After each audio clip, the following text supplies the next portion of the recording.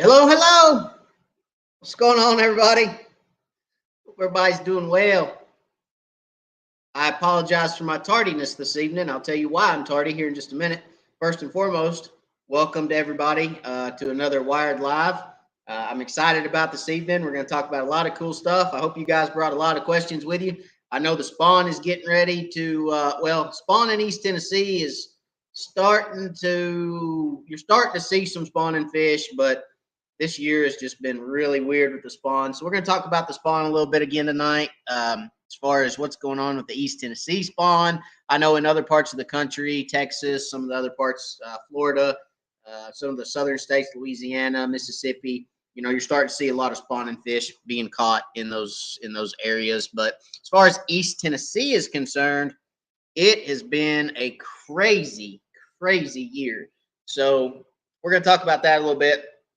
But first and foremost, welcome again. If you don't mind, make sure you drop me a hello when you get on.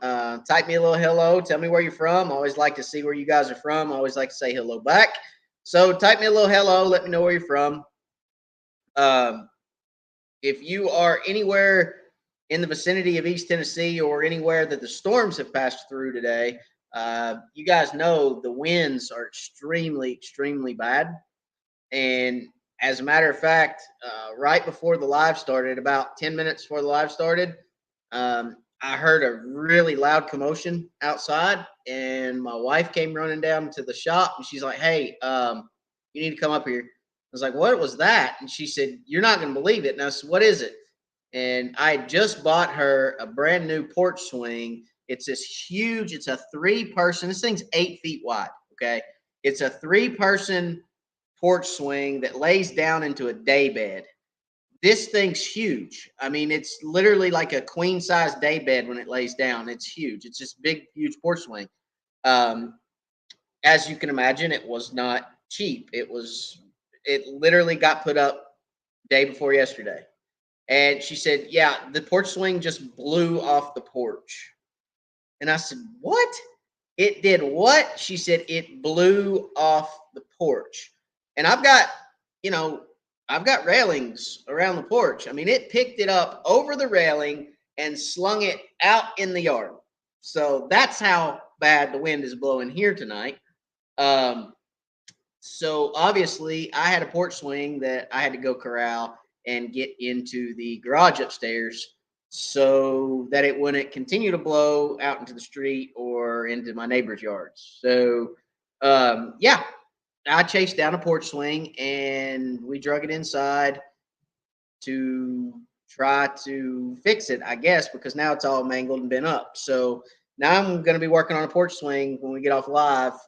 I'm pretty sure I can fix it. It bent a couple of it bent one of the legs and it bent, not bad, just tweaked it.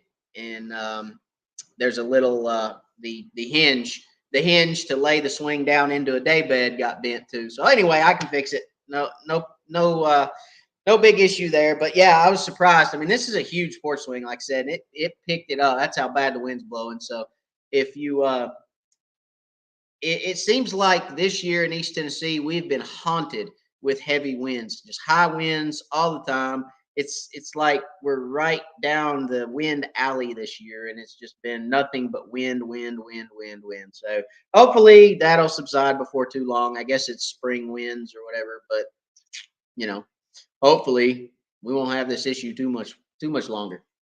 But anyway, that's why I was late. So again, thank y'all for joining. I appreciate it. I'm a little off my game now because obviously I didn't expect for it to pick that swing up, and blow it out the yard. But we're gonna right that ship, get back on track. Crappie fishing. Let's talk crappie fishing.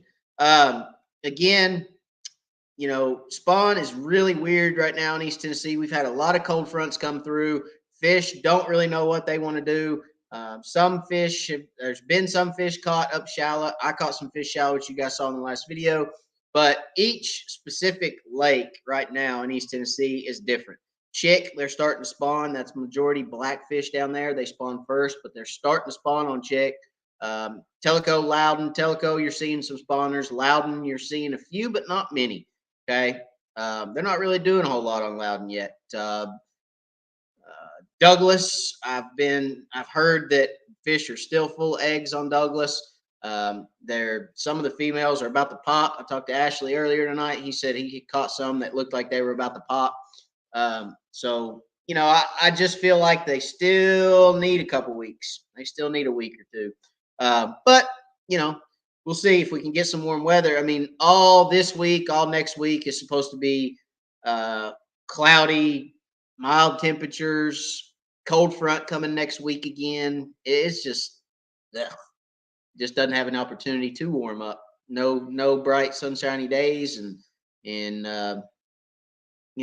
no real warm temperatures. So hopefully we'll see some in the next week or two, and it'll get the fish going. But they're really not going yet, in my opinion. They're really not going very well yet. So let's see who else on tonight. Andy Perry, what's up? Heidi Clark, hello. Laura the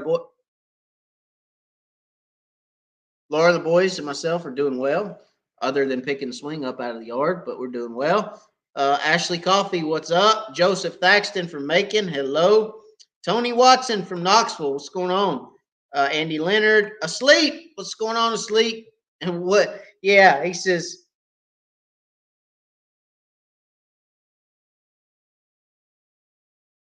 All right, my lights just flashed. If I lose you guys, it's because we lost power and my internet went out. Okay, so just FYI, my lights just flashed. And again, if my power goes out, I will lose Wi-Fi. So what I will try to do, if that happens, guys, is I will try to get on my phone. Let me check my phone, make sure. Yep, I got my battery charged. So if for some reason power goes out, I lose my Wi-Fi, we'll get onto my phone. So just stay tuned. I'll be back with you. I was late, getting ready to come to Watts Bar for the ACC Crappie Cove tournament. It is going to be a blast. Can't wait to win some Monday. Yeah, guys, again, ACC Crappie Sticks, Crappie Cove, right back here, Crappie Cove in Maryville, putting on a huge event on Watts Bar next weekend. Not this weekend, next weekend. It's April the 9th, okay? If you're not registered for that tournament, you need to get registered now, okay? That way we can get you on the sheet. We can get everybody registered. The weather looks pretty good for it. There's not going to be a whole lot of rain. Some rain earlier in the week, like Tuesday, Wednesday, but the knock on wood, the weather looks pretty decent right now. So we're going to keep our fingers crossed that we're going to have good weather for that, but it looks good right now. And if you're not registered, get registered. Call Crappie Cove. Crappie Cove, you can register on their website, crappiecove.com. It's $150 a boat. It's $1,250, $1,250 if you're fishing with an ACC crappie stick every hour. Questions I've been asked about that tournament. You do not have to weigh a fish every hour, okay? If you don't catch a big fish, you don't have to weigh a fish. You can stay out on the lake and fish until you catch one that you want to weigh. You bring it in, you weigh it. If it's the biggest fish weighed that hour, you win $1,250. And then if you catch the biggest one of the day, you win an additional $2,500. So one fish could win you $3,750 for one crappie. All right, you can use live bait, artificial. Y'all see that? You can use live bait, artificial bait, whichever one you want to use. No more than 8 rods. Can be used at any one time. But you can troll if you want to troll. You can fish brush piles, lay downs. You can fish with a floating minnow. You can fish however you want to fish, okay? But one fish, one bite is all you need to win some serious cash. All right, so if you're not fishing in that tournament, you need to get registered for it. It's going to be a blast. There is going to be a dinner Friday night for all the participants. When you register, you'll get all the information for the dinner. It's a barbecue dinner. Everybody's going to show up, hang out. I'll be there. Chris will be there. Blake, Andy from ACC, Flopping Crappie will be there. There'll be a bunch of people there. So going to be a blast. Going to be a lot of people there. A lot of good conversation going on. So make sure you get registered for that. Okay. Crappie Cav, what's up? Joel Nash, what up? What up? David Smith, hello from Crossville. Yeah. Joel said, I think Matt may be trying to figure out how to do the live in the storm shelter. No, I'm not doing live in the storm shelter. I am in the shop, as you can see. But it is pretty bad. It's pretty bad, no doubt. So, all right. Curtis Hobbs, Mr. Lightwire Hooks. Which way? Mr. That no, that back. Mr. Lightwire Hooks. I can't figure out which shoulder there we go. The decal is over. That's funny. All right, Mr. Lightwire Hooks, Curtis Hobbs. Guess we can talk to each other. No, I'm here. I was just a little late. It's like 5 minutes, guys. Cut me a break. Give me some slack. Nathan Wood, hello. Jeff Key, hello, Matt. Hello, sir. Steven, what's up? Rusty Prophet, what's up, Rusty? Rusty, I heard you had some motor issues, man. I'm telling you, you've been plagued with some motor issues lately. Did you get it fixed? Did you get her fixed yet? Mike Morrison, John Stokes, what up? Larry Black, hello. Robert, hey, Matt from Wisconsin, what's going on? Randy Brim, hello from Illinois. Heath McDaniel, hello, sir. Good evening. Yes, wind's not good. I'm waiting to hear tree snap. Yeah, no joke. Another thing I had to go out and check was the kids' trampoline. So, yes, I'm drinking Dr. Pepper tonight. Don't get on me. Don't get on to me. I had to go out and check the trampoline too, and the trampoline, the winds had actually moved the trampoline like 4 feet. So I had to go out and move that back, but no, I don't have it staked down and look up. Kids jump on it. That'd be all right. I lived through it. They'll live through it. All right. So anyway, hello from Arconic Break Room here in Alcoa. What's up from the Arconic Break Room? That's what I'm talking about. Well, I'm glad you're with us. I hope you're enjoying your break. Hope you have a good night at work. And for those that don't know what Arconic is, that is an aluminum plant in Maryville, Tennessee. So we got one watching from the break room. That's cool. All right.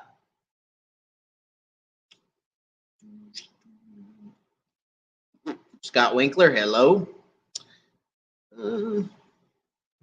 Ed Cook, good evening, group. Tornado damage in Springdale, Arkansas. Installation and building materials in lake. Prayers for 7 injured. Yeah, absolutely. Prayers for those that are injured from the storm. There was a bunch of cops and ambulances went by the house earlier. I'm sure probably a wreck or a tree down or somebody hit a tree down or something. I don't know for sure. But anyway, there was a lot went by the house earlier. While we're talking about injured and prayers, there was a wildfire that broke out today in Wares Valley, the Wares Valley area. And for those that live in Tennessee, probably know where Wares Valley is. Townsend, Sevierville, Wares Valley kind of is in the middle of Townsend, Sevierville.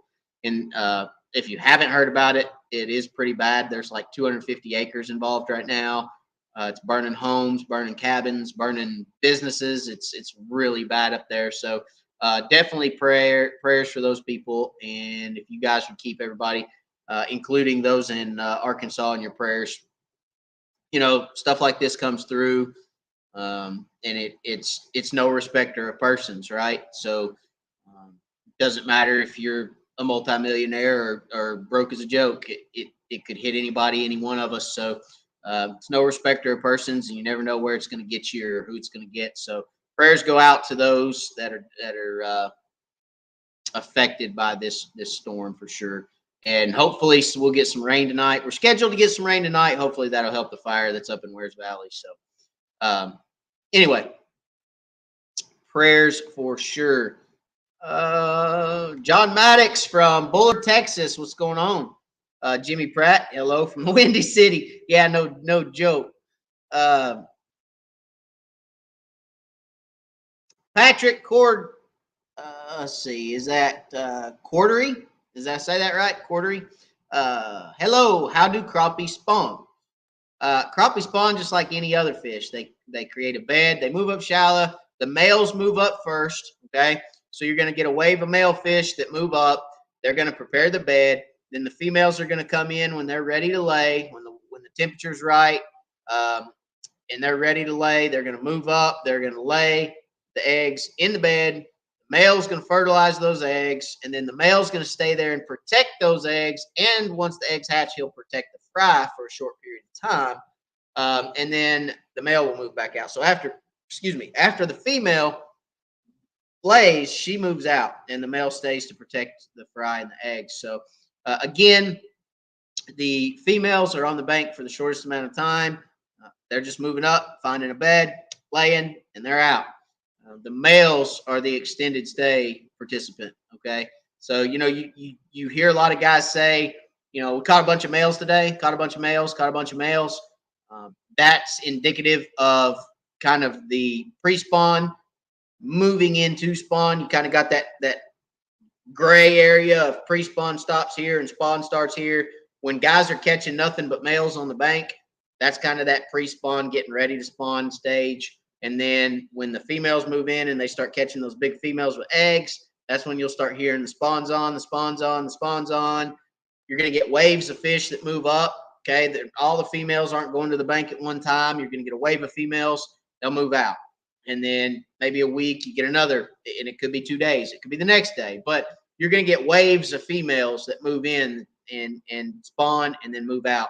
Okay, so that's how crappie spawn. Black crappie like grass, white crappie like wood. Okay, so black crappie, you're gonna, and if you don't have grass in your lake, you probably don't have a whole lot of black crappie in your lake.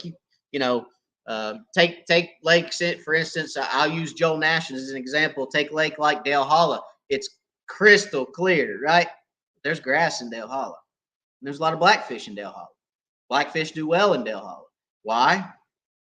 Because there's grass. Take Chick, for instance, Chickamauga. Ton of blackfish, an overabundance of blackfish. Why? There's grass mats everywhere. Black crappie thrive in grass, guys. I'm telling you, and they love docks. Black crappie love docks, and that's why Chick is such a good dock lake. But black crappie like grass. Now, if you don't have grass in your lake and you have black crappie, will they spawn on other structures? Of course they will. They'll find pea gravel. They'll find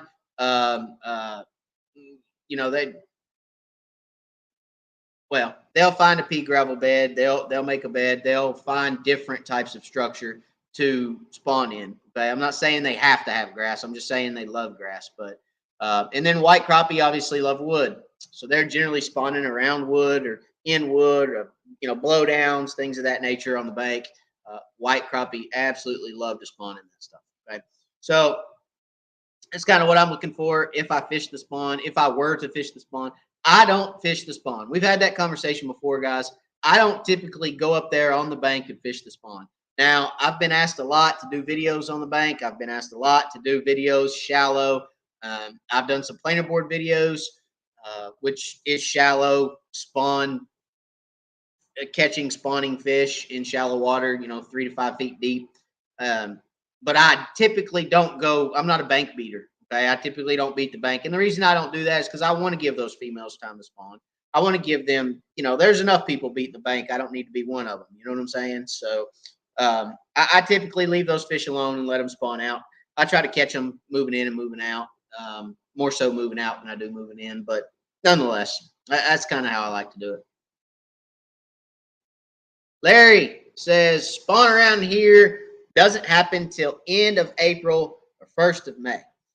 Yeah, generally here, Larry, in years past, you always get early spawners. And when I say early spawners, I'm talking like February. You'll get fish that'll move up to spawn February. There's always a wave. There's always a wave of early spawners.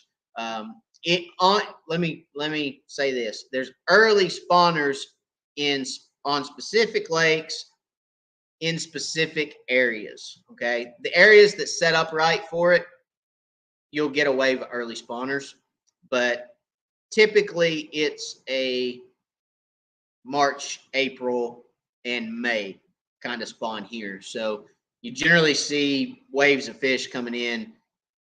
I've caught spawning fish in June, but again, that's select lakes on very select areas of lake that I've caught fish spawning in June. But there again, it's all about your lake and how they set up and the area that those fish typically reside in or typically live in. as to where they spawn. The water depth, the average water depth of a lake makes a big difference. If I don't know what your lake is, what the average depth is in it, but a lake that the average depth is 60 feet is going to spawn later than a lake that has an average depth of 12 feet. So, it's all lake specific, and every lake's different. Every body of water is different. Okay.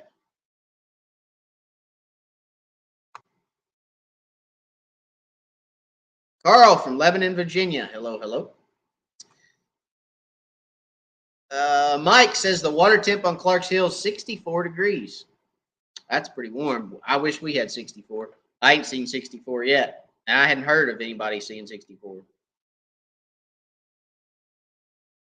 Ronnie Harris from Carrollton. What's going on, buddy? Tony from North Carolina. Hello, hello. Matt Wiley. Hi, Matt from Matt. What's going on? Robert Love. Hello, hello. Sean Bradford from Waverly. Hello. Virgil. Hello, Matt. Hello, hello. Rusty. Motor is blown. Went to watch Bar Ocean today. And Jamie's flat bottom. My gosh. Definitely not fun once the wind started. I bet it wasn't on that flat bottom. Good night. You're braver than I am. There ain't no way I wouldn't even taken my boat out there today. But Watts Bar can get pretty bad. So I'm looking forward to the ACC tournament, though. I'm sure y'all went down there probably prepared for that. But yeah, I'm looking forward to it. It's going to be a good one.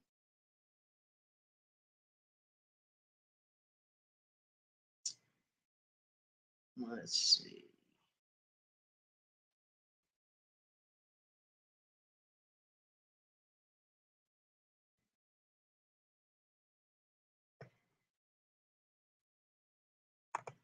Ashley, I heard they forecasted gusts to possibly be up to 90 mile an hour for your area.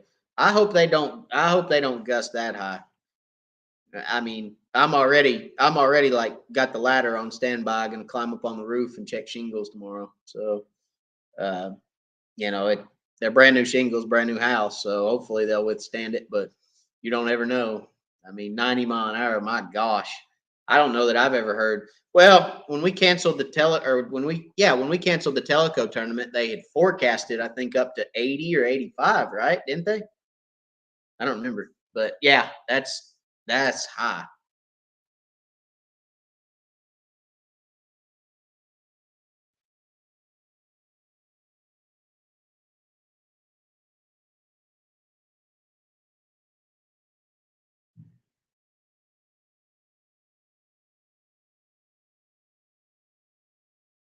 Jeremy, hello, Matt. Great shows, man. Best wishes from Grand Lake, St. Mary's, Ohio. What's going on? Thank you very much. I appreciate it. You're up there around Russ, right? Russ Bailey's up there from around Grand Lake, St. Mary's, I believe. I think that's his neck of the woods too. I think. I should know that as many times as I've talked to him about it. I'm pretty sure that's where it's at. Oh. All right. Adam, I'm from Southwest PA. The worst fishing, mostly man-made lakes, and 12-foot would be deep. These lakes have flat bottoms, not many ridges or valleys.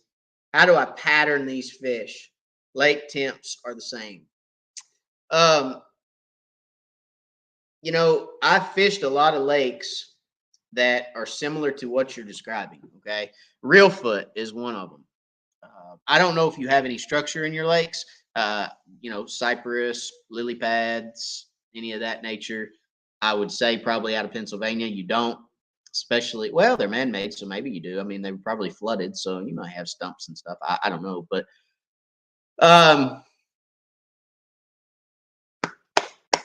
patterning the fish in a lake such as you're describing would be look for the ditches. You're not going to find a channel. You're not going to find a creek channel, okay? But look for holes, look for ditches, just any kind of depression or any kind of contour change and you'll probably find fish. If you can find a little ditch or something, you'll find fish in it. Reason being is because those fish gravitate towards that contour change. I've had discussions on here before on the lives, the difference in structure and cover. Okay. So there's a difference, guys, in structure and cover. All right. Structure could be just like I'm talking about, a ditch, a point, a hump, a bowl. That all that could be structure. Okay. Or is considered structure. Cover is your brush, your stumps, your laydowns. That's cover. Okay, so keep in mind there's a difference in structure and cover. And on those lakes that don't have a lot of cover, fish gravitate towards structure. They gravitate towards, the dips, the ditches, the depressions, the holes, things of that nature. So I would probably look for that. I would probably try to find that those little ditches, those little subtleties, and that's where I'd fish, because that's where those fish are probably gonna. That's where you're gonna be able to pattern those fish the best. Okay.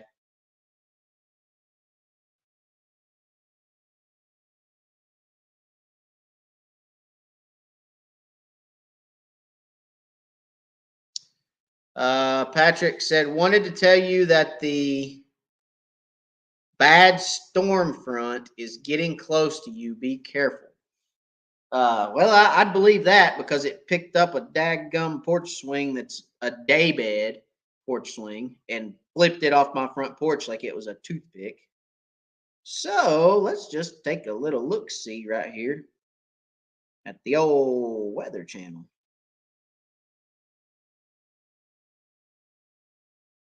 See what the old Weather Channel says. Do do do do do do do do do do do. Eesh, it is getting close. Mm-hmm. Hmm.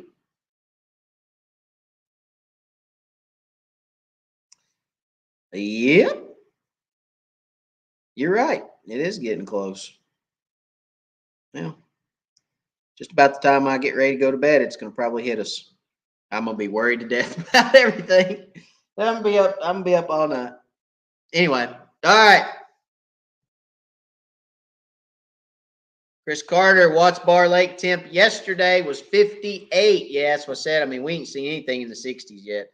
Um, I wish it would hurry up, but and then again, you know, we've had those springs where it's been like this. It's been low, it's been low, it's been low, and all of a sudden we get 90 degrees and it goes to the moon. So you go from 58 to 68 like that in a matter of a week.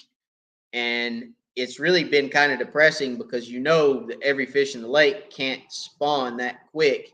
So you really wonder about what kind of spawn you get. So I do want it to hurry up, but I don't want it to bypass us. Does that make sense? Because I would like to see us have a good spawn, a good decent spawn this year. I'd like to see those water temps get into the 60s and just kind of hold right there, mid to upper 60s, and just kind of set for 3 or 4 weeks would be perfect. But I don't know. We'll see. We'll see what happens. Kip Wright, hello, hello.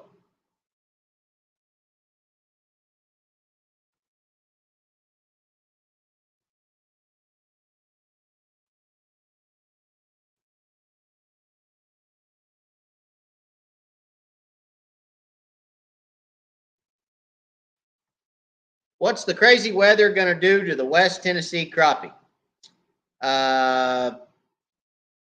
I'm assuming the West Tennessee weather is probably the same as East Tennessee weather.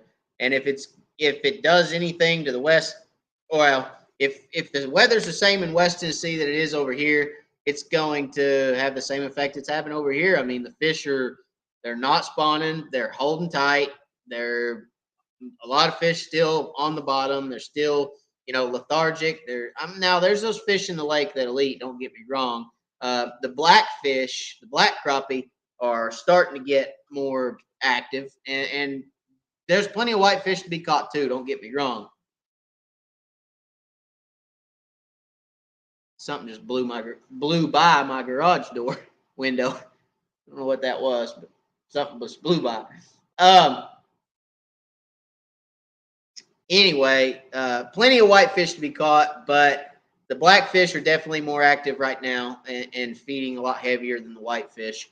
And reason being is because those blackfish spawn first. So, you know, they're on the warpath, they're feeding up for spawn, and they're getting ready to start doing their thing. As soon as that water gets to about 60, you're going to see a huge wave of blackfish hit the bank. And, you know, the whitefish will be behind them probably a week to two, probably about 2 weeks. The black or the whitefish normally go about 2 weeks behind the blackfish.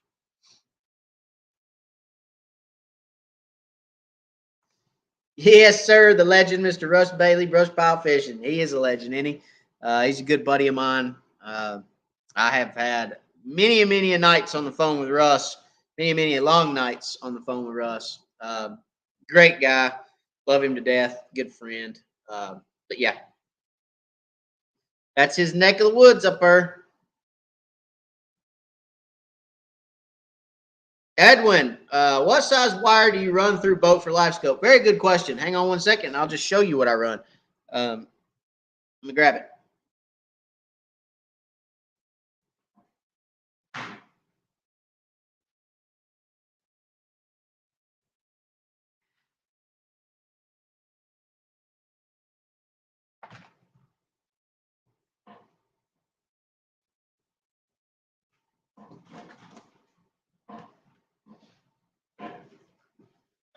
All right.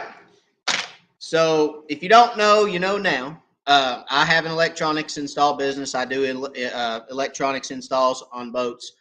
It's Wired Marine Electronics. You guys can check it out on Facebook if you want to see anything about Wired Marine, or if you're looking for an install, Wired Marine Electronics on Facebook, you can get in touch with me. So to answer your question, for wiring any type of just regular unit, okay, to the front or to the back, this is actually the wire that I use here.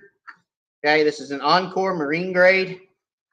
This is 12 AWG. Okay, it is tinned copper. Okay, it's very important. You want tinned copper in your boat. Okay, because it will not corrode. All right, water corrodes copper. You guys have had copper in your boat before that, you know, you cut it and you splice it and you pull the end off of it and it's like black because it's corroded. Tinned copper won't corrode. Okay, so this is a 2-in-1. All right, so let me show you. It's a 2-in-1 wire, so it's very easy to pull. Okay, so when I'm pulling through your boat, I'm pulling one wire instead of having to pull 2 wires. So this has got the positive and the negative in it. Again, this is 12. This is 12 gauge. This is not what I run for Livescope. This is what I run for everything else. All right, this is what I run for. Again, just a regular unit install up front. You know, anything that if I need to add wire in the dash for any reason, this is what I run. Okay, if I have to get power to the front of the boat because somebody doesn't have power in the front of their boat, I'll run this up to the front. Okay. If I'm running Livescope, then that's when I go up to a 10 gauge. Okay. This is 100 foot of 10 gauge AWG. So again, 10 copper Encore Marine. Okay. Now, don't shoot me down when I'm preaching good. It's not cheap. Okay. This is not a cheap endeavor to buy tinned copper, especially this Encore Marine, especially in the 2-in-1. It's just not the cheapest wire you can buy. But you don't want to go cheap, all right? Especially with Livescope. You want a good, solid wire that's going to last because, listen, if you don't use a tinned copper and your wire corrodes for any reason, it gets, brittle, it gets old, it cracks, you start getting some corrosion in there, It's going to decrease your amperage. It's going to rob you. Okay. Everybody knows that, and you've heard it before. You're going to lose voltage and amperage due to the corrosion. It's just like a battery cable on your car that gets a bunch of corrosion on it, and then your car has a hard time starting. You clean the corrosion off of it, and it starts again. You know what I'm saying? Same thing with your marine wire. So a good marine wire, a tinned copper marine wire, and I look, I buy this from Encore Marine. I don't get this from them. They don't sponsor me or anything like that. I buy this just like you guys would. Okay. I buy it for my electronics installs because I believe in doing the best install possible. I want to give somebody something that's going to last. But that's what I run. Okay. So 10 gauge is what I run for Livescope.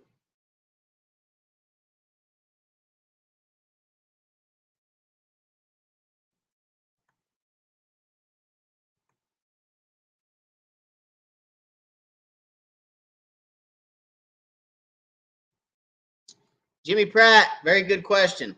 How will it affect the spawn when they take the lake to summer pool in the middle of it? Well, it'll jack it up.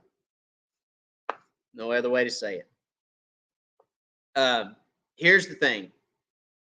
Fish move up, and for those that don't know, all the lakes in East Tennessee are controlled by Tennessee Valley Authority, and they're power lakes. They're used for power. Our dams create power.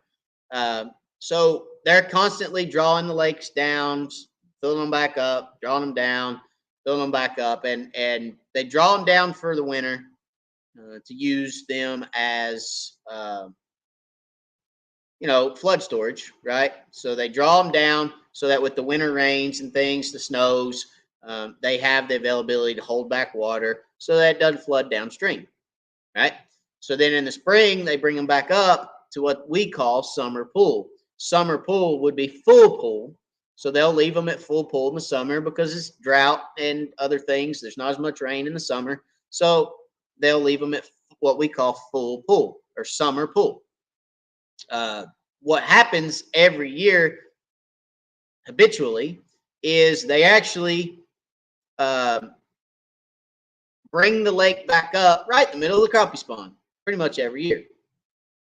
What that does is the fish that have moved up and spawned previous to them raising the lake up, those fish, let's say they spawned in 3 foot of water because 3 foot of water was where the temperature was right and the conditions were right for those eggs to be fertilized and hatch in a fry and survive, right? Let's say that was the depth. Well, let's say they bring the lake up 4 foot. Now those eggs are laying down there in 7 foot of water where it's colder now. They don't get as much light. What happens to the eggs? It kills them.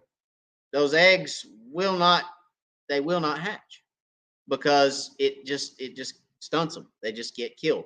So to answer the question, when they raise those lakes, it will affect the crappie spawn because those beds that were made in that right area are now not in the right area. Okay. Now, if they raise it 12 inches, is that going to make a huge difference? Probably not. If they raise it 4 feet, yes, that's going to affect the spawn. Same thing for dropping the lake. If we get a big rain event and then let's say they hold Fort Loudon back, let's say they're holding Loudon or holding Douglas. Let's say they hold Douglas back and the fish move up and they spawn. The lake came up because all the rain. Fish move back. They find the depth they want, the temperature they need. They spawn, and then they say, all right, we got to draw Douglas down because we got more rain coming 2 weeks from now in the long range forecast, and we've got to be prepared for it on Douglas. And they drop the lake 4 feet. Guess what? Now those eggs are on the bank. They're definitely going to die on the bank. They can't breathe air yet, or they can't breathe air at all, even when they hatch. So, they're going to die. The eggs are going to die. They got to stay in the water, and if they come out of the water, they're going to die. They're going to shrivel up and die. So, it's going to affect the spawn either way, whether they raise it or lower it. And that's why you get so many crappie fishermen in East Tennessee that are just they literally will harp and harp and harp and harp and harp about the crappie spawn because TVA won't leave the lake alone long enough for them to do their thing. And I think TVA is a little bit more worried about keeping everybody's lights on and making money than they are about the crappie spawning. I hate to say it that way, but that's just the nature of business and the nature of the world we live in now. So, hey, but that's also why TWRA stocks our local lakes. They stock our lakes with a lot of crappie. You can go look at the stocking reports from TWRA, and they put a lot of crappie in our lakes. There's no doubt about that. So they try to combat a lot of that. And there's still fish that are going to live. Okay, there's still fish that are going to spawn after the lake does neutralize. Right after the water get the water levels kind of calm down, there will be fish spawn, and there will be fish that hatch naturally, but they also stock. So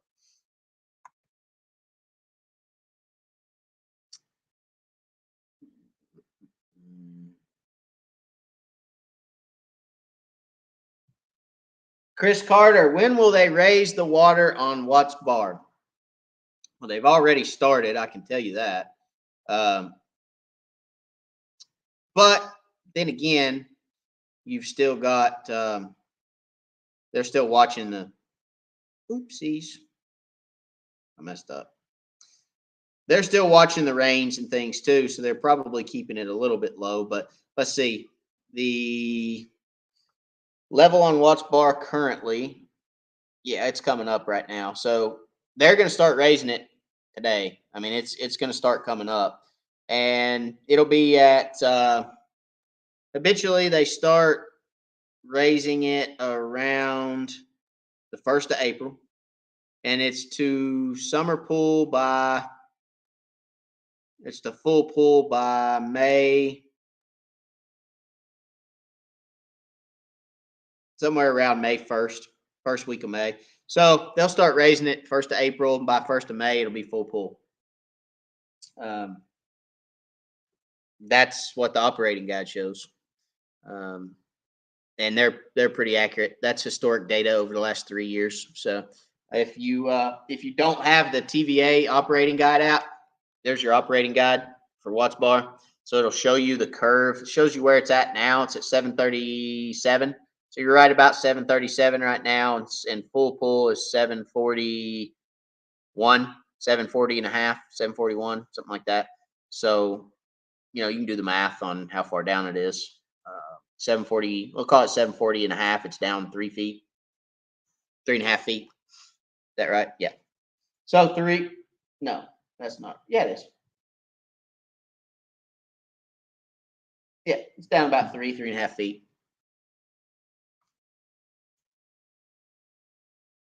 I had to look at that again, make sure I was right. But that is the TVA operating guide. They have an app. You can pull it up. You can look at the lake levels, and it'll show you trends from years previous and where it's at currently.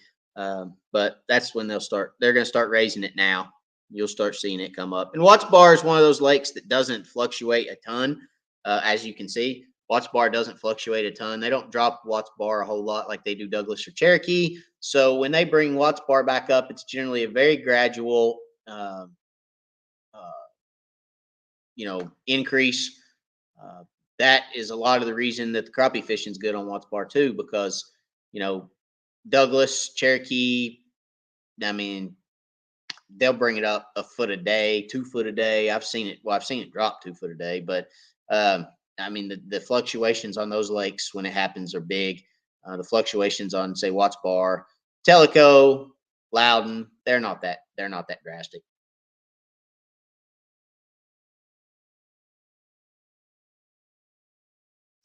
Dustin, do you ever come over and fish Kentucky Lake around Big Sandy specifically? I do not. I hadn't wanted to come over there and fool with the Asian carp yet. But no, I have not fished Kentucky Lake. I would love to fish Kentucky Lake, but there's so many. Golly, it's like so many different places to go, so many different places to see. It's hard to get to all of them. So, I fished just about every lake in East Tennessee, some in Middle Tennessee. Fished Reelfoot a lot. Fished High Rock and fished Hartwell. Fished fished Lake Blackshear, fished Lake Lanier, Fished a lot of different lakes. There's more, but I fished a lot of different lakes. But Kentucky Lake is not one of them.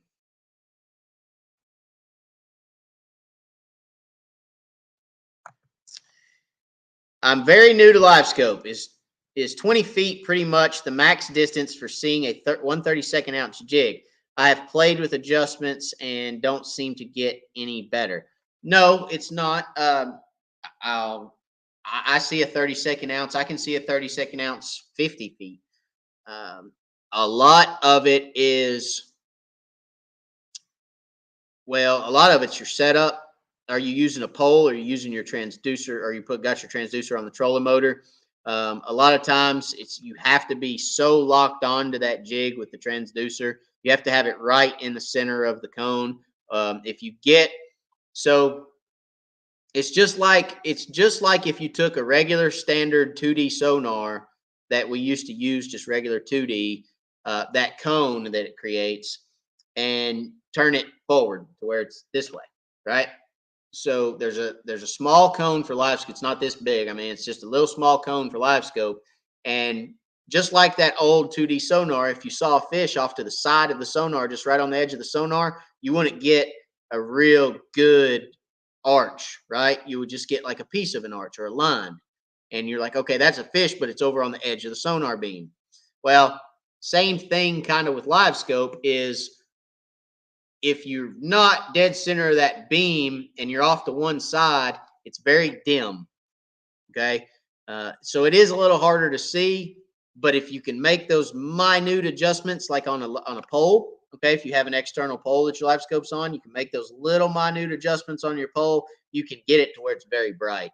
But it's very, very important to be right dead center of the Livescope cone to get a very good return. Okay. So that's probably what's happening. Also, if you don't have your transducer on a 0-degree mount, one thing that will happen is you got that 7-degree offset on your transducer, and as that jig falls in the water column, it will actually fall out of the center of the beam because the beam's at a 7-degree angle. And if your jig is right on the center of the beam as it falls down, okay, it's going to fall to the side of the beam. All right. So that's another thing that could throw you off is, that 7-degree offset on your transducer. It makes a difference, I'm telling you, because when I first got Livescope, I just used the 7-degree offset. I wasn't worried about it. I was like, it's just 7 degrees. I ain't worried about it. And it didn't matter in anything less than 15 feet. But once I got deeper, well, I'll say 20. Once I got deeper than 20, you'd lose the jig. It would fall out because of that offset. And you'd have to bump the pole over to pick your jig back up. So that was a little aggravating. And I got rid of the 7-degree offset and went to a 0-degree.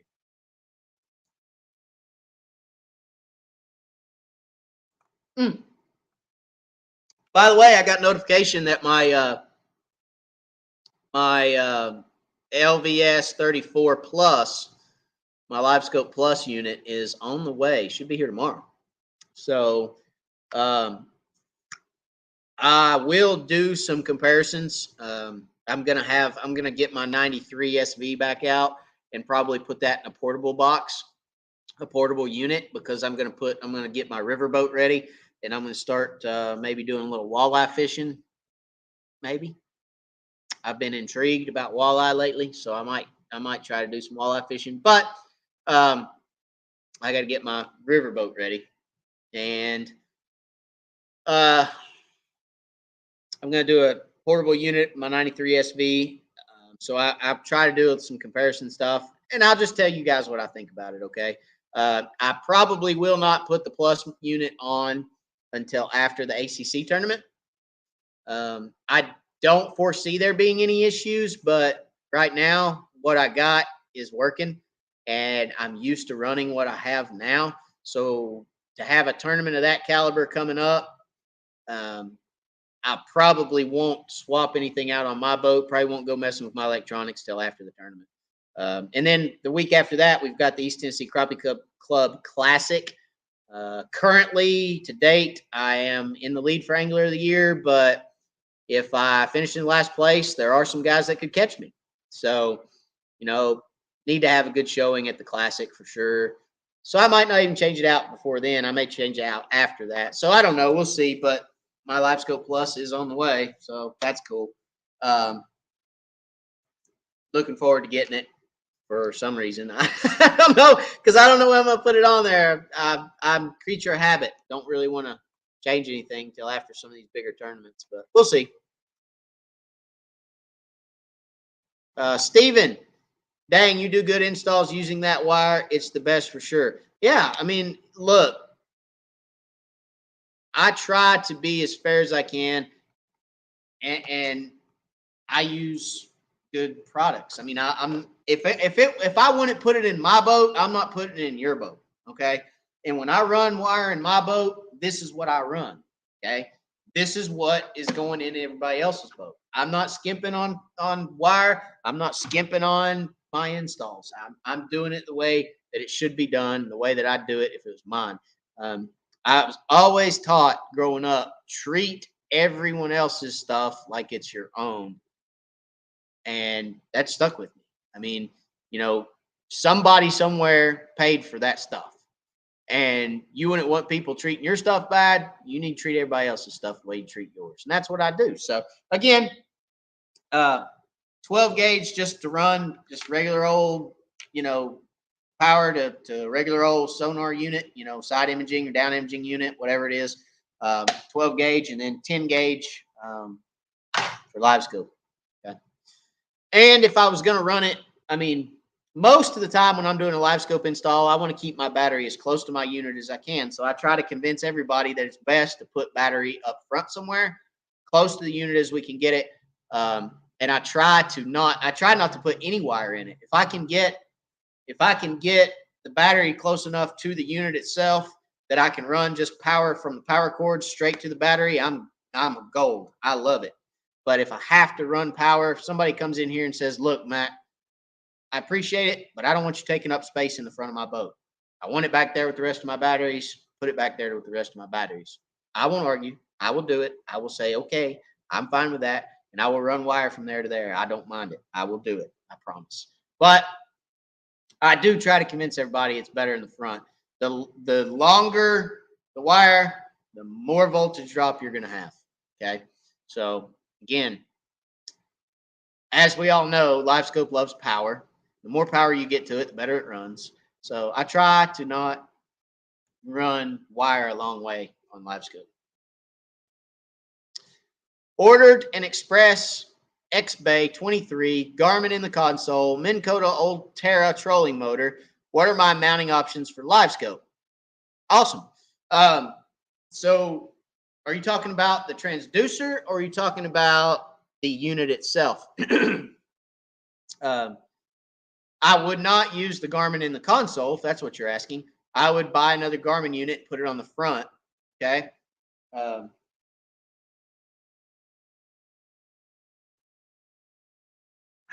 Starting to lose my voice again. I'm still struggling with my voice. So I would buy another Garmin unit, put it on the bow, and I would probably, I would put the transducer on a separate pole. I like the Fishing Specialties pole. Okay. There's a lot of good poles out there. I would probably stay away from a electric pole. I know there are some guys that have them and like them. Okay. But some of the electric poles out there, you can't get that real minute, like I'm talking, that's just that little bump. Okay. Just to get that jig back in the middle of the cone. It's hard with some of the electric units out there, but the Fishing Specialties pole, which you get a discount right down here in the discounts. Wired gets you 10% off Fishing Specialties products. That's my pole of choice. As a matter of fact, there's one right there. So that right there is a Fishing Specialties pole. You can see transducer wire comes down, goes into the boat right over there in the big hole that I hadn't covered up yet. Then my unit's right there. Okay. So again, that's what I use, the Fishing Specialties pole. I absolutely love it. I don't have any regret about it at all. When I bought that one's several years old, and it's still going strong. Okay, so check them out. That would be my recommendation. And then as far as a mount is concerned, I love my Stowaway mount. Again, you can save 10% off wire discount with Stowaway, stowawaymounts.com. The XL version is what you're going to want. Okay. Anytime you're mounting to the deck of the boat, you want to go with the XL. It's flashed again. All right. The XL model is what you want to go to if you're mounting to the deck. If you're mounting to the front of the bow and you've got that extra 6 inches that you're mounting on top of, or 8 inches, or in my case, 12 inches extra that you're mounting over right there, an extra 12, then you want to get just the standard model, not the XL model. Okay. But if you're mounting to the floor of the boat, if you're mounting to the deck of the boat, then you would want to you'd want the XL model, and that is for your unit to go on. Okay. It extends up, it lays down flat. It's a very sturdy mount, very well built, and it's got a good price point. So that's what I use. That's what I would recommend. Of course, there are other options out there. There are good options out there. Other than that, you can check them out. Look, do all your research. But that setup is the one I run, and it works flawlessly day in and day out.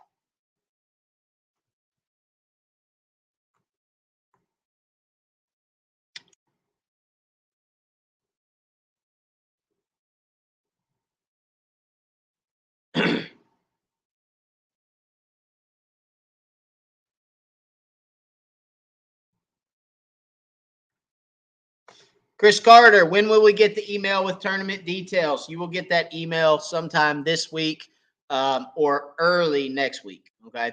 And then also we'll go over, for those that are coming to the dinner on Friday night, hopefully you can make the dinner. We'll go over everything again Friday at the dinner. Just kind of brief 10-minute thing. Everybody's eating, feeding their face, stuffing their face full of food. We'll go over it again, kind of how it's going to run. And as a matter of fact, you'll probably be getting a phone call from me if you haven't already. Some people have already got a phone call from me. Chris, as a matter of fact, let me make sure. Let me see if you're on my list.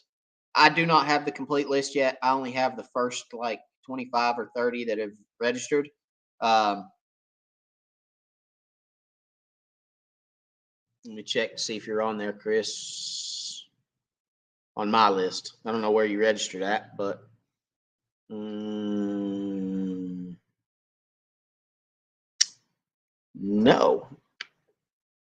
I don't have you, Chris. When I get the updated list past what I already currently have, then I will be giving you a call. And if you're on the list registered and you hadn't received a phone call from me yet, you will be getting one. Okay. East Tennessee Crappie Club. Well, as far as the tournament is concerned, I'm running the tournament. Okay. So the tournament aspect of it, weighing the fish, sending everybody out, getting everybody registered, getting them through the weigh-in, all that good stuff, is, again, my baby. And I will be reaching out to each and every person who is registered to discuss how everything's going to go. I always like to let everybody know I don't mind making the personal phone calls, let everybody know how it's going to roll, what's going on with the tournament, how to weigh in, how to do this. It's a different setup. It's a different format. So I always like everybody to be on the up and up, everybody to be up to speed, and everybody to know where and when to be where they need to be. Okay. So I'll be calling you, Chris.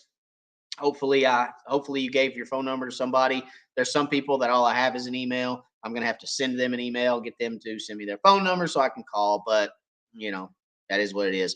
But yeah, you should be hearing from me. Okay. And then you'll get an email with all the official stuff as well.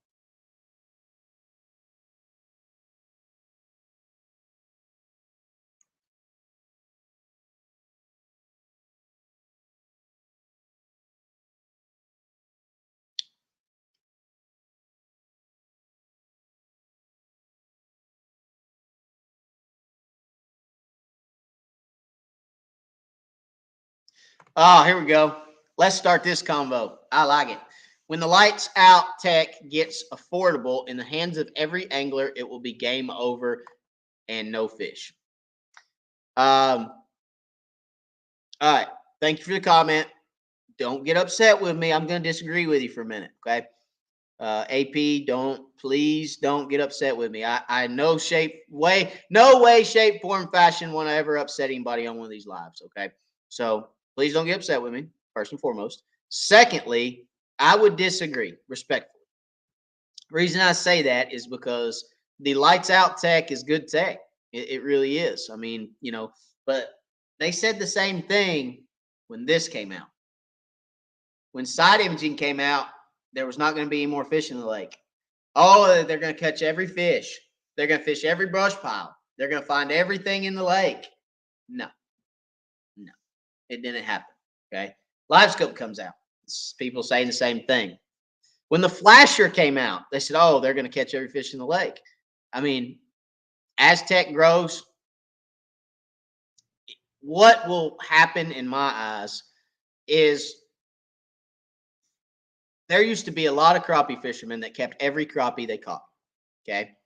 Then Livescope comes around. They get Livescope, and you see this switch to where they keep every crappie they've caught. I've seen it a million times, not only on guide trips that end up buying Livescope after a trip, or people that I have here in the shop that tell me, they keep that because I keep in touch with my customers, right? My customers come in. I tell them before they leave, hey, when you catch a fish on that, send me a picture. I want to see it. I love to see that. I want you to call me. Let me know how the unit's running. If there's an issue, I'm here. Now, I hadn't had one yet, knock on wood. But, I'm here for my customers. That's part of the package. And, I've talked to a blue million people that said, man, I kept every crappie for like 3 trips. And then I realized I had way too many fish and I can't eat that many fish. Like I don't keep them anymore. I just go catch them and throw them back. So what it's doing, it's turning those fishermen that would typically go out, catch 8 or 10 keepers on a good trip, trolling or spider rigging or throwing a float in a minnow around a dock or a brush pile or whatever. It's turned to those guys into catching machines. Sure, they catch a lot more fish, but they also get to the point where they realize taking them home every time they have to clean them. So I used to be a big deer hunter, for example. Okay, as you guys know, I've got several deer heads on my wall over there and upstairs and everywhere else. But I used to be a big deer hunter, and I since got away from deer hunting. Why? Because if you're successful, now follow me, okay? Don't shoot me down when I'm preaching. Just follow me a minute. If you go deer hunting and you're successful, what happens? What starts when you have a successful day deer hunting? What happens? You got to go to work, right? You got to drag it out. You got to skin it. Some guys take it to a processor. I always process my own because I like to know what goes in my meat. I like to know I get all my meat back.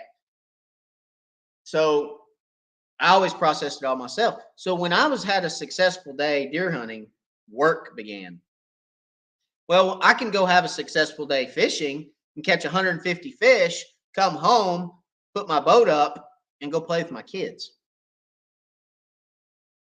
I mean, it's a mindset thing. So to answer, to kind of, I guess, put at ease the minds that say, hey, once everybody gets Livescope, there ain't gonna be any fish left in the lake.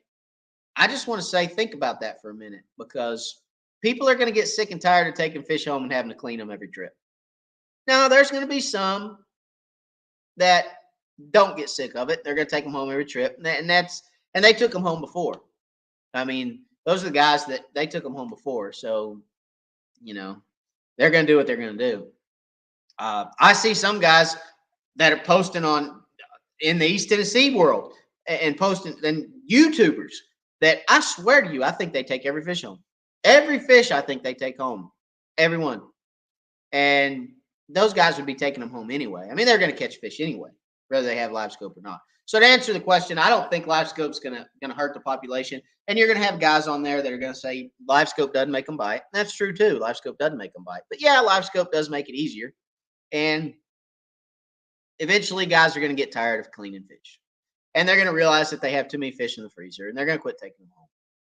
That's what I've seen. So I don't think it's going to happen anytime soon.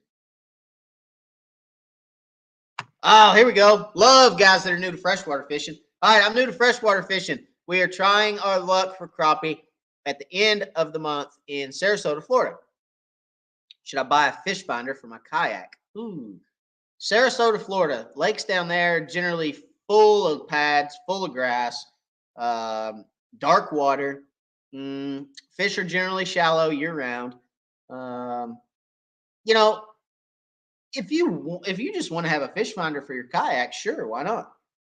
Um, are you going to use it a whole lot? Probably not. I mean, I'll tell you a quick story. I mean, take Reelfoot in or in West Tennessee, for instance. Average depth on that lake is like 5-7 feet, something like that. I mean, it's a very shallow lake as far as average depth is concerned. And I used to go out there with my uncle, and we would fish and never turn a fish finder on and catch just gobs and gobs and gobs and gobs of fish because we'd jig lily pads or we'd jig around cypress trees, cypress knees, and things, and catch boatloads of fish and never turn a fish finder on. So, to answer your question, you don't have to have fish finders to catch fish, okay? But if you want one so you know what depth of water you're in, sure, absolutely. Why not? Andy, very good question. How do you navigate around Reelfoot without tearing up your motor, or do you rent a boat? Very good question. All right. So, had a buddy of mine sink a boat on Reelfoot, first and foremost. Told him not to take his fiberglass boat out there. He did it anyway, and he sunk it. So, there you go. Now, he sunk it in front of our trailer, which was, well, in front of our camper. We had a camper at Reelfoot. Bowes Landing was right on the lake. For those of you who know Bowes Landing. We had a camper up there that stayed there year round. Probably still there. Sold it, but it's probably still there. Half of it hangs out into the lake, which is nice. It's got its own little private dock. Blah blah blah. Well, he went out there with his boat, hit a stump, put a hole in it. Didn't know he put a hole in it. Drove it back, parked at the dock. Came out next. Well, we went. It was in the afternoon. We went inside to eat lunch, take a little nap. We're going back out. Came back out, boat underwater. So the back of the boat, not the whole boat. But anyway, he sunk it. It was pretty funny. I laughed. He didn't think it was funny. I laughed. It's the kind of friend I am, right? So anyway, to answer your question, how you navigate Reelfoot, first of all, you do it at idle. Okay. For those that have fished Reelfoot, it's one of these jobs where you're driving down the lake. Your boat's nice and flat. You're just riding down the lake, and then all of a sudden your boat goes up on its side, and you hear thunk. You hit a stump. I mean, that's how many, and you're right out in the middle of the lake, wide open lake, nothing around you. I mean, it's wide open lake, and you're hitting stumps religiously, constantly. Okay. So, how do you navigate Reelfoot? Very easy. Okay. First of all, do it at idle. Don't go flying across Reelfoot Lake. I've never been above 5 miles an hour on Reelfoot Lake ever. So it does take you a little while to get where you're going. Okay. But you take that motor and you trim it up as far as you can trim it up. Okay. And have it still suck water. You want the motor to still suck water because you'll overheat your motor if you don't. But trim it up as far as you can with giving it the ability to still circulate water. Okay. And what'll happen is when you hit those stumps, you'll catch them with the skeg and the foot of the motor instead of the prop. Okay. So anytime you feel a stump hit the bottom of the boat, neutral. You got to keep your hand on the throttle. Got to keep your hand on the gear shift. And if you feel it hit the boat, neutral immediately. Jump over it, put it back in gear, keep going. That's how you navigate Reelfoot safely. Is you got to constantly be on guard, constantly be ready to hit neutral. Okay.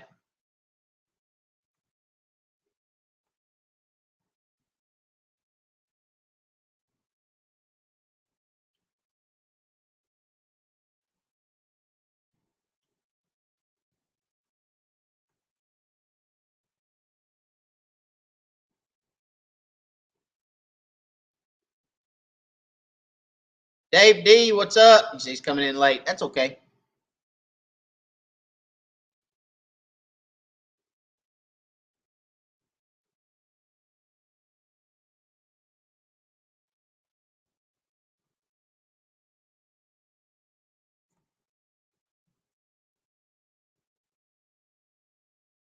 Fred Phelps, first time on the live.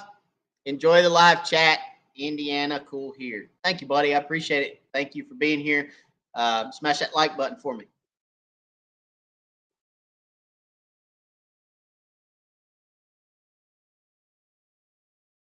A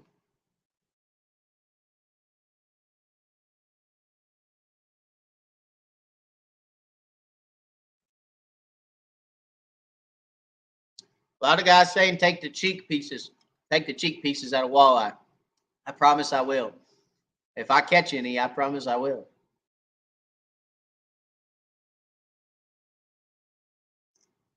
Chris, Misty said I was 26. That's funny. I've got through 25 right now. So I don't have, I think currently there's 40-ish or more registered. I've got through 25 currently. So I've got to get with Misty and get the rest of those. So I have one number before you. So there you go. That's why I don't have you yet. But I will have.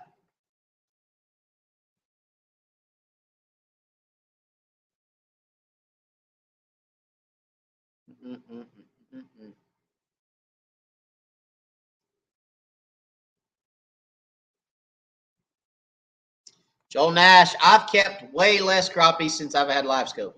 I mean, that's a testament, and I think most all crappie anglers that have Livescope would probably attest to the same thing. They've kept less since they've had Livescope than before they had Livescope. Before I had Livescope, I would keep, I don't know, 50 to 70 fillets in the freezer, somewhere like that.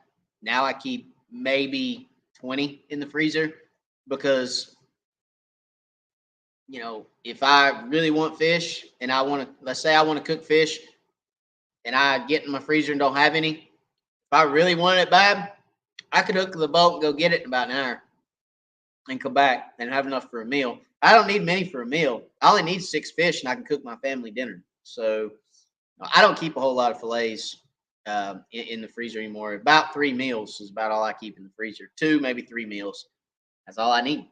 You know, and then if I eat those 2 meals that are in there, and next time I go to the lake, if I'm on Teleco or something, I'll keep 6 or 8 more fish and have a couple more meals. But anyway, that's me too. I don't keep a whole lot of fish anymore. I throw most of them back.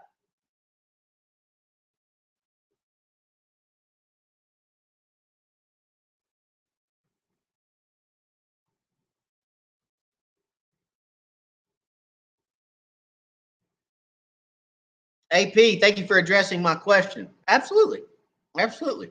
Like I said, I hope you don't mind me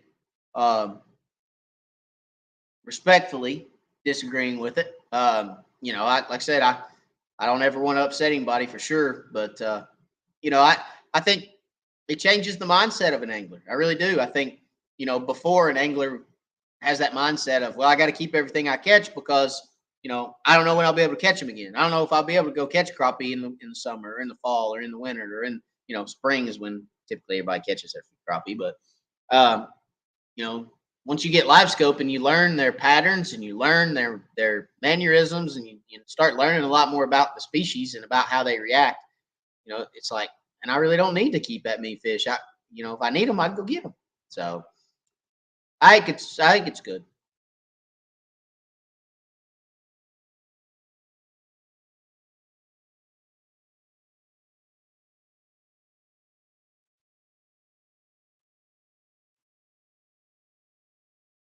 Scott Pace, can't wait to see everybody at the ACC tournament on the 9th. Yeah, me too.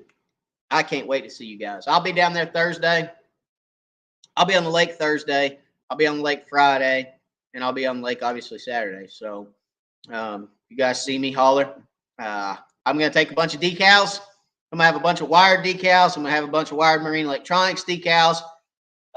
in the boat. I'll probably have some shirts, maybe some hats. Who knows what I'll have? I've got a bunch of bonehead baits I'll have in the boat. So, if you guys see me on the water, pull up, holler at me, say hey. Feel free. I got questioned the other day.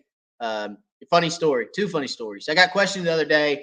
A guy said, "Hey," he says, I was really hesitant to come up and say hi to you," and I said, "Why?" He said, "Well, I didn't want to bother you, guys. Y'all ain't bothering me. Y'all see me on the lake, come say hello. Most of the time I'm on the lake, I'm by myself. It's nice to have somebody to talk to every once in a while. So if you guys see me on the lake, come over, shoot the bull. I'll sling you a decal probably because I keep decals in the boat um, just for the occasion if somebody rolls up on me. Oh, and if somebody rolls up on me and says, "Aren't you so and so?" Yep. Here you go. You want a decal? Uh, that's something I do for you guys that is just something I feel like is nice. You roll up and see me, throw you a decal. Or if I don't have decals, I'll throw you a pack of baits. So it's something I try to do. I just think it's cool. But don't ever be hesitant to come up and say hello to me. And also, funny story, I was actually, so I work a full-time job. For those that don't know, I don't fish for a living. Okay. I don't fish full-time. I do work a full-time job. Um, and I was at work the other day with a customer looking at a job. My truck was parked off the side of the road. We're looking at this job. This truck drives by, goes up, pulls in the next driveway, backs up, comes back. This older gentleman gets out and he says, and he may be on here, so I gotta be careful. He says, "Hey, is that your truck?" I said, "Yep." He says, "Is that your license plate?" And I almost said, "Nope, not my license plate, just my truck." But I didn't. I thought about it and I thought, "No, don't do that, Matt. Don't do that." I said, "Yeah, that's my license plate." So he goes, "Are you him?" And I said, "Am I him who?" And he goes, "Are you Matt?" I said, "Yes, sir, I am." He said, "Oh man," he said, "You're wired." I said, "Yep, I am." "Oh man," he said, "You still got it?" And I'm like, this is weird because I'm with a customer and I'm trying to sell a job and I'm and I was like, okay, sure, we'll do this. And so anyway, great guy, no doubt. And he actually messaged me. He said, "Well, I'm going to message you. We're going to go on a trip." He actually messaged me today. I need to call him back, but yeah, just great guy, pretty cool. And he left, and the guy I was with looked at me and said, "I didn't know I was with a celebrity." I said, "I'm not a celebrity." I said, I have a small YouTube channel. It's fun. I enjoy it. I'm a crappie fisherman." But it was pretty funny. The guy looked at me a little different after he left. He just kind of looked at me like, "Who am I? Who am I talking to?" It's pretty funny. It's a funny story. So anyway, but that's my funny story for the week. I generally have one every week, right? So that's my funny story for the week. I will elaborate on last week's funny story though. Last week's funny story was I had a boat in here that had mice come out of it in the middle of the night, and I killed. I killed. I shouldn't say I killed them on YouTube, but I got rid of the mice that were running around my shop floor. And since then, I have had peanut butter traps in my boat because I was scared to death that a mouse was going to get in my boat out of that boat. So I've had peanut butter traps in the boat, okay, and not one of them has been touched. So I think I'm good. I think I got them all. Actually, I know I got them all. So I took everything out of the entire shop that morning and moved it to the center of the shop to make sure they weren't hiding behind anything, and they weren't. So it's my shop is all cinder block, which you can see. So it's open shop, all cinder block walls, the basement of the house, and there's nowhere that they could have gotten or hid because all my block is concrete filled and they can't get in there. So I know I got them all. They're not in the boat. I also put traps all around the shop. I bought like 2 dozen traps and put them all around the walls of the shop, and none of them have been touched. So I think we're good. I think we're good. So that's last week's story. But um, it's gonna happen. You know, sometimes you get boats that are left outside and they don't know what's in them. I mean, they don't know that he didn't know there's mice in it. But I told him when he picked it up, I said, "Hey, I found a lot of chewed up nuts in your boat. I'm just saying, you probably need to put some traps in it." He was like, "Yeah, probably do." So I think he was going to put some traps in the boat, but again, another great gentleman. Wasn't his fault. He didn't know.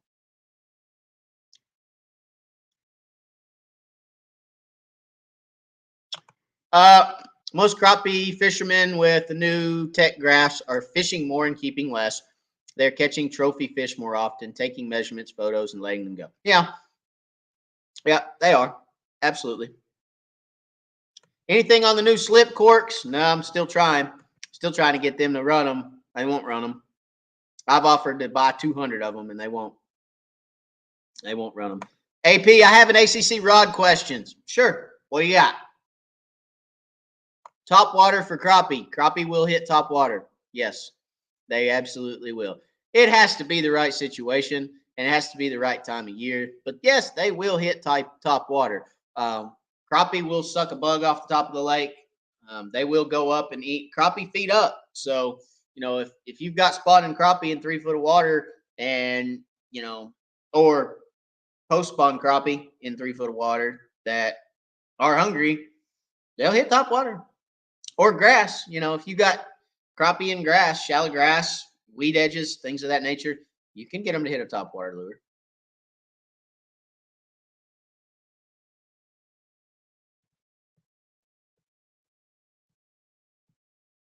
Me too, Nathan. Me too. Looking forward to fishing in Tennessee this weekend. No doubt. I am too.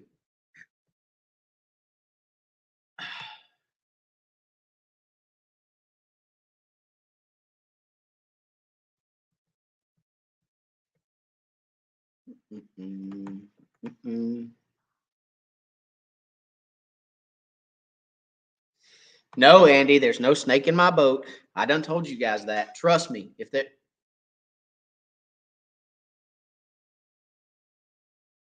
All right, that power surge was a little bit bigger.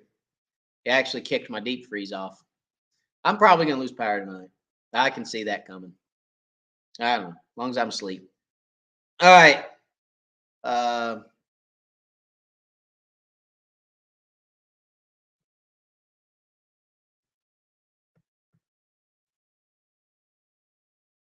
Let's see here.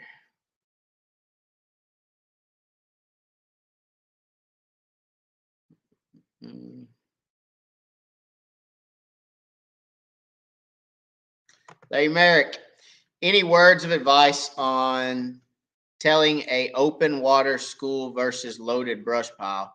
Don't want to set a waypoint. Telling an open, talking about, you lost me there, Larry. Open water schools. How do I see an open water? I mean, I guess what you're asking is how can you tell an open water school on your side imaging? I guess. Generally, when you see a school of bait on side imaging, you're not going to get shadows off that bait. It's just you'll see a cloud of bait on your side imaging. If you see a group of fish, you can generally see individual shadows behind those fish on your side imaging. Okay. So that's how I tell the difference in a school of crappie or bait. I don't waypoint those. How do I tell a school of crappie on brush? Generally, if you get a large school of crappie on brush, that brush is going to look cloudy. It's going to look, goodness gracious, about to blow my garage door in. So generally, you're going to get a large school of crappie that is on a brush pile, typically smaller fish, first and foremost. Those larger fish are loners; they kind of stay out to themselves. For those small schools, 3 to 5 fish.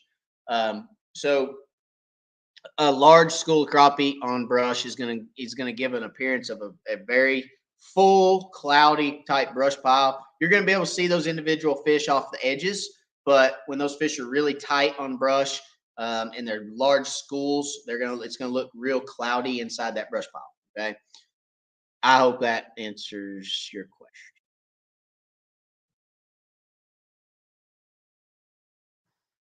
Bid Kid, have you ever tried a fly rod for crappie? I have not. I have not fished with a fly rod for crappie.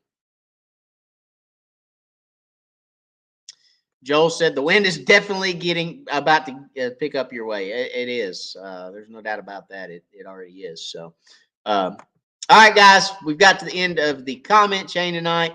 I appreciate, as always, I appreciate each and every one of you for being here. I appreciate each and every subscriber to the channel.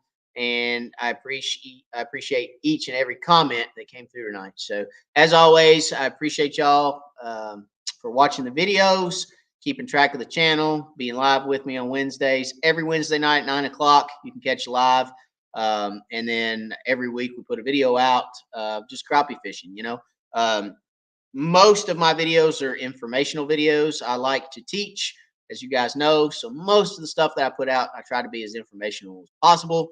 But there are some that I just like to go fishing and film it for you. So, you know, we've backed off just those regular old fishing videos a little bit, tried to do a lot more informational stuff, which I feel like you guys, a lot of guys are here to learn, and a lot of guys here want to get better and catch more fish. So that's what we're trying to do at Wired for Crappie.